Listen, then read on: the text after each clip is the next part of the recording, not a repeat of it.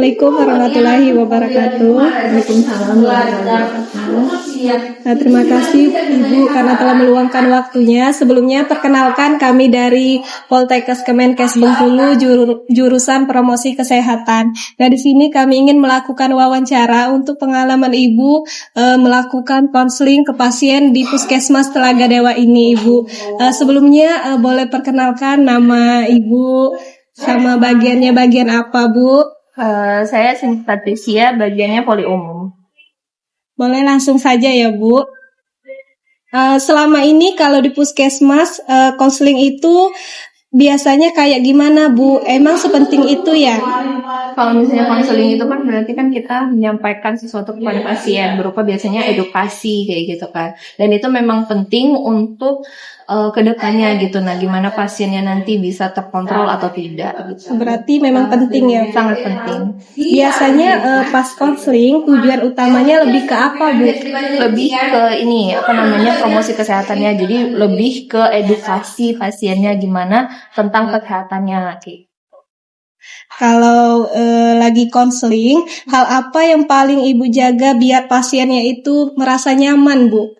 Kalau untuk nyaman gitu ya, yang penting kita ngejelasinnya itu jelas, terus pasiennya ngerti gitu kan, terus dengan bahasanya yang halus kayak gitu, jangan sampai kasar atau marah kayak gitu itu. Di sini lebih konselingnya satu atau rame-rame, Bu? Biasanya tergantung ya, kalau misalnya untuk rame-rame biasanya ke penyuluhan kayak gitu, tapi kalau misalnya lagi pelayanan satu-satu gitu. Nah, apa yang bikin konseling itu bisa berjalan dengan lancar, Bu? Kalau untuk supaya lancar ya, yang penting itu tuh bahasa ya, cara penyampaiannya bagaimana kayak gitu ke pasiennya. Pasien ngerti, terus juga bahasa kita mudah dimengerti sama pasien, nah itu yang paling penting. Oke, Bu, biasanya alur dari awal ketemu pasien itu tatap muka langsung atau dengan online atau dengan offline, Bu?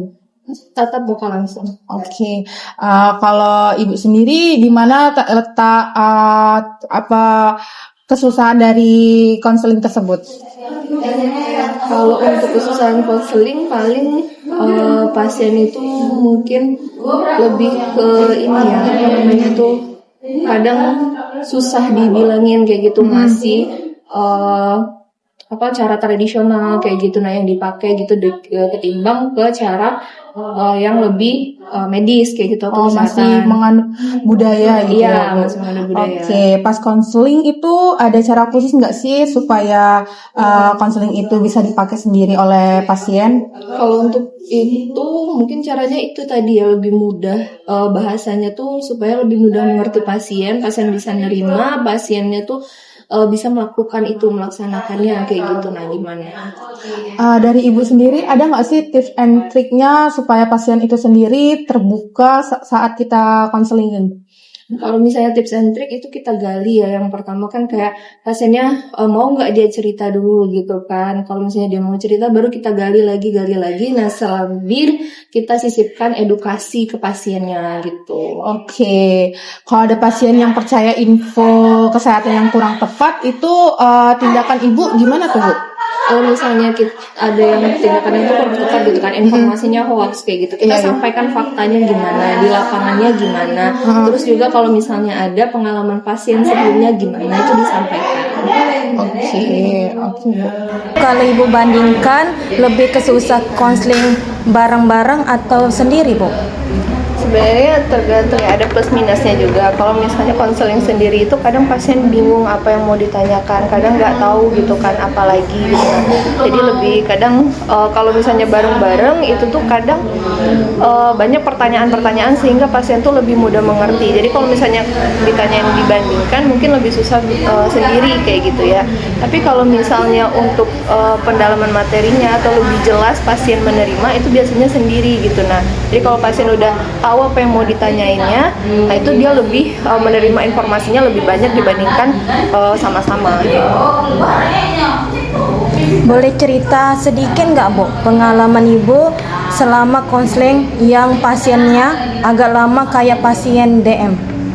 Kalau misalnya untuk pasien DM konselingnya itu kadang pasien suka nanya gimana tentang makanannya, kayak gitu, gimana aktivitas yang baik kalau untuk pasien-pasien DM itu apa aja. Nah kadang yang lebih susah itu tuh pasien udah makannya misalnya udah ngurangin gula tapi mereka belum olahraga kayak gitu. Nah jadi aktivitas fisik itu yang biasanya lebih susah untuk ngasih tahu ke pasien. Kadang dikasih tahu misalnya lebih baik jalan kaki kayak gitu kan, tapi pasien ada nyeri lutut kayak gitu, atau mungkin disuruh berenang kayak gitu tapi pasien malas untuk berenang. Jadi lebih susahnya tuh ke aktivitas fisiknya. Kalau menurut Ibu sendiri, sikap apa sih yang paling penting yang dimiliki tenaga kesehatan saat melakukan konseling itu, Bu? Nah yang paling penting itu tenaga kesehatan yang pertama ya harus senyum dulu ke pasien kan, intinya sikap kita tuh harus baik ke pasien. Terus juga kalau bisa tenaga kesehatan tuh menjaga mood, jangan sampai emosi ke pasien, karena kalau misalnya emosi pasien juga nggak bisa nerima informasi dengan baik. Baik Ibu, terima kasih atas ilmu yang telah diberikan. Semoga bisa bermanfaat bagi kami dari jurusan promosi kesehatan ini. Kami akhiri. Wassalamualaikum warahmatullahi wabarakatuh. Waalaikumsalam warahmatullahi wabarakatuh. Terima kasih ya Ibu.